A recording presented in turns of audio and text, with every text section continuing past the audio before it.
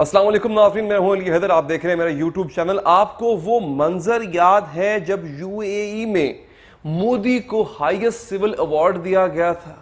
کیسے ہمارے دل پر چھریاں چلی تھیں کہ اس وقت کشمیر میں ظلم ہو رہا تھا اور یہ عرب ممالک جو ہیں، یہ جو عربی ہیں، یہ مودی کے گلے میں ہائیسٹ سول ایوارڈ ڈال رہے تھے۔ دکھ ہوا تھا ہمیں۔ لیکن اب جو خبر میں آپ کو دینے جا رہا ہوں، پاکستانیوں، کشمیر سے محبت کرنے والوں، پاکستان سے محبت کرنے والوں اور بھارتی مظالم سے تنگ میرے دوستوں، اب بھارت کے ساتھ جو ہونے جا رہا ہے وہ بھارت بالکل ڈیزرو کرتا ہے۔ ہونے یہ جا رہا ہے ناظرین کہ جو عرب ممالک ہیں، انہوں نے فیصلہ کر لیا ہے کہ اب بس بہت ہو گیا، اب ہمارے ملک میں بھارتیوں کی کوئی گنجائش نہیں ہے۔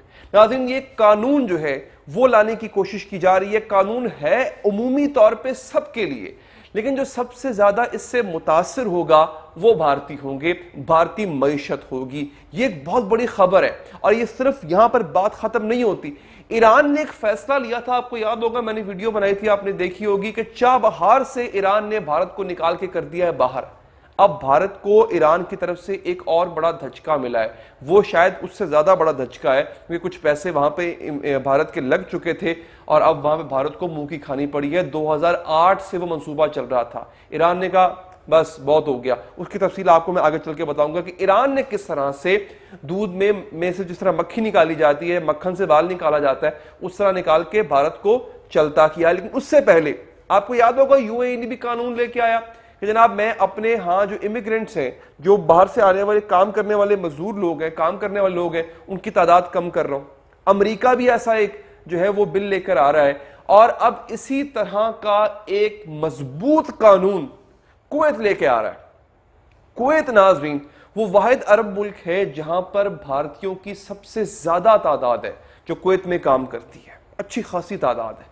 اب کویت نے یہ سوچا ہے ناظرین کہ وہ اپنے جو کام کرنے والے جو ورکرز ہیں ان کے لیے وہ اس طرح سوچے گی کہ جناب پہلے اپنوں کو اور بعد میں دوسروں کو نوازا جائے گا۔ میں آپ کو اتنا بتا دوں آگے بڑھنے سے پہلے، اگر آپ چاہیں تو چینل سبسکرائب کر کے آپ بیل کا بٹن پریس کر دیں تاکہ آپ کو اپڈیٹس ملتی رہیں۔ کویت یہ قانون لانے جا رہا ہے کہ جناب 70% وہاں پہ غیر ملکی آباد ہے اور وہاں پہ جابز نہیں ہے کویتیوں کے لیے، ان کے اپنے لوگوں کے لیے۔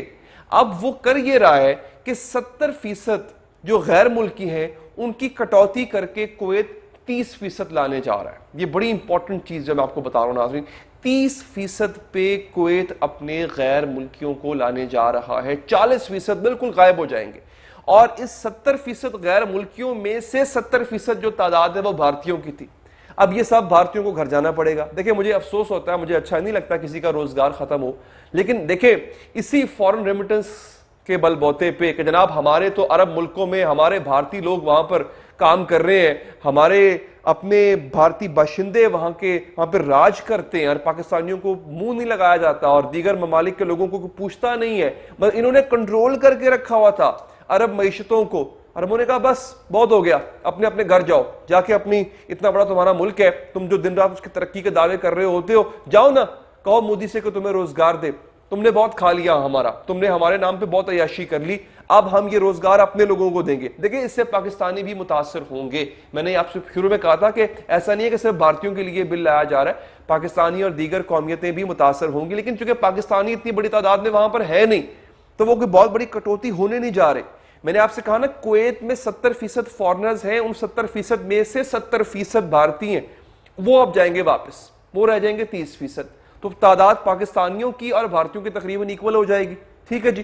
لیکن جو اس سب کے ذریعے انہوں نے عرب ممالک کی اکانومی کو کنٹرول کیا ہوا تھا، وہ اجارہ داری ناظرین ان کی ختم ہونے والی ہے۔ جو ریمیٹنس بھارت کو آتی تھی، جو زر مبادلہ بھارت کو کہ یہ لوگ کام کرتے تھے اور جو بھی ڈالر کماتے تھے وہ واپس بھارت بھیجتے تھے، اس کا بھی بھارت کو نقصان ہوگا۔ لیکن اس سے زیادہ نقصان ناظرین یہ ہوگا کہ بھارت کو سبکی اٹھانا پڑے گی۔ آپ دیکھیں نا کہ پچھلے چند دنوں میں ہمسایوں کے ساتھ تعلقات خراب ہوئے، چائنا کے ساتھ تو چلو تھے ہی صحیح، اتنے اچھے تعلقات نہیں تھے، ہمارے ساتھ جو تعلقات ہیں اس کا سب کو پتہ ہے، لیکن نیپال جو بغل بچہ تھا بھارت کا، اس کے ساتھ کیا ہوا وہ آپ نے دیکھ لیا۔ بھوٹان وہ تڑ گیا. میں حیران اس بات ہوں کہ بھوٹان اکڑ گیا کہ بھائی تم کون ہوتے ہو. بھوٹان، سری لنکا، مطلب ان لوگوں نے تو اب بھارت کی بات ماننا چھوڑ دی ہے. بنگلہ دیش تک نے بھارت کی بات ماننا چھوڑ دی ہے. چائنا نے اتنی انویسٹمنٹ کر دی ہے بنگلہ دیش کے اندر اور نیپال کے اندر. وہ کہتے ہیں چائنا ٹھیک ہے، بھارت جو ہے وہ ہمیں اب تک بلیک میل کرتا آیا اتنے عرصے تک، وہ بات نہیں مان رہے. عرب ممالک میں ان کا اچھا خاصا اثر و رسوخ تھا. عرب ممالک نے جھنڈی کرا دی، انہوں نے کہا چلو بھائی واپس everyone go back to pavilion. وہ اب قانون لے کر آ رہے ہیں باقاعدہ طور پہ، کٹوتی ہو جائے گی. ایک بات اب جو میں نے آپ سے کہا تھا، جو دوسرا بڑا دھچکا ہے جو ایران کی طرف سے بھارت کو لگا ہے، وہ بہت بڑا دھچکا وہ یہ ہے ناظرین. آپ کو یاد ہوگا ویڈیو میں نے بنائی تھی چابہار ریلوے کی. چابہار ریلوے کے پروجیکٹ سے، زیدان ٹو چابہار جو ریلوے پروجیکٹ تھا، اس سے بھارت کو نکال دیا باہر. اس کی وجہ یہ تھی یہ لیٹ کر رہے تھے. بہت عرصہ پہلے یہ معاہدہ سائن ہوا تھا، بھارت کام کر نہیں رہا تھا اس پہ. ایران تانگ آ گیا، اس نے کہا بھائی ہم خود مینج کر لیں گے، تسی چلو. وہ ہو گیا ختم سلسلہ. اب ایران نے کیا کیا؟ ایران کی ایک بہت ہی اہم اور بہت ہی بڑا ایک پروجیکٹ ہے جو کہ آئل فیلڈ کا پروجیکٹ ہے ناظرین. وہ پروجیکٹ جو آئل فیلڈ کا ہے اس میں پائپ لائن بچھانا تھی. اس کا نام ہے فرزاد بی گیس فیلڈ، اس پروجیکٹ کا نام ہے. اس میں ایک پائپ لائن ناظرین بچھانا تھی جس میں بھارت نے انویسٹمنٹ کرنا تھی، اور یہ پائپ لائن جو ہے وہ ایران اور بھارت کو اس نے کنیکٹ بھی کرنا تھا.